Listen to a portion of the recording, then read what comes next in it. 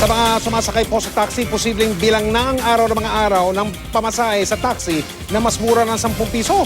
Umaapila na kasi ang mga taxi operator sa Land Transportation Franchising and Regulatory Board o LTFRB na tanggalin na ang 10 pisong pangsamantalang bawas singil matapos ang magkakasunod na dagdag presyo sa gasolina.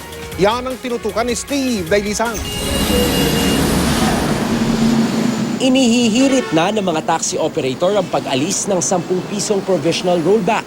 Kung susundan kasi ang galaw ng presyo ng mga produktong petrolyo mula Enero, mas malaki na ang itinaas kesa na rollback sa gasolina. Dahil sa 95 centavos na dagdag ngayong linggo, nasa 42 pesos na ang average ng pinakamahal na gasolina.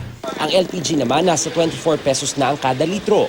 41 pesos lang daw ang kada litro ng gasolina noong 2010 kung kailan huling nagpatupad ng taas pasahe sa taxi ang LTFRB. Ang gusto lang namin is for LTFRB to become objective and fair. Huwag yung, kasi popular sa tao yung i-reduce natin yung fare. Mula nang ipatupad ang provisional rollback sa pamasahe sa taxi, nasa 20 pesos ang natitipid ng isang pasahero kung balikan ng sakay. Pero sabi ng mga taxi driver na nakausap ko, sa kada 35 paserong na isasakay nila kada araw, 350 pesos kaagad ang nawawala sa kanilang kita. Hindi naman daw bumaba ang kanilang boundary, kaya malaking bagay daw ito para sa kanila.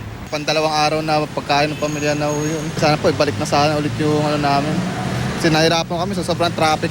They're not honestly returning yung ano yung change mo talaga eh. So yun, nakakalamang pa rin sila.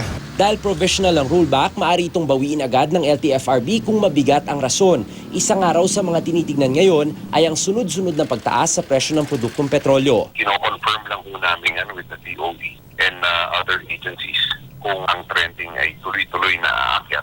Because if that would be so, all the more mariresolve po kaagad ng board yan. Tututulan daw ng grupong National Council for Commuter Protection ang pagbalik ng 10 piso sa flag down rate.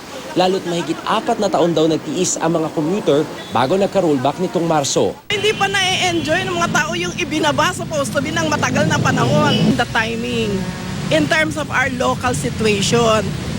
Malapit na ang ating pasukan. Itinakda ng LTFRB ang pagdinig sa petisyon sa susunod na linggo at kagyat daw silang maglalabas ng desisyon.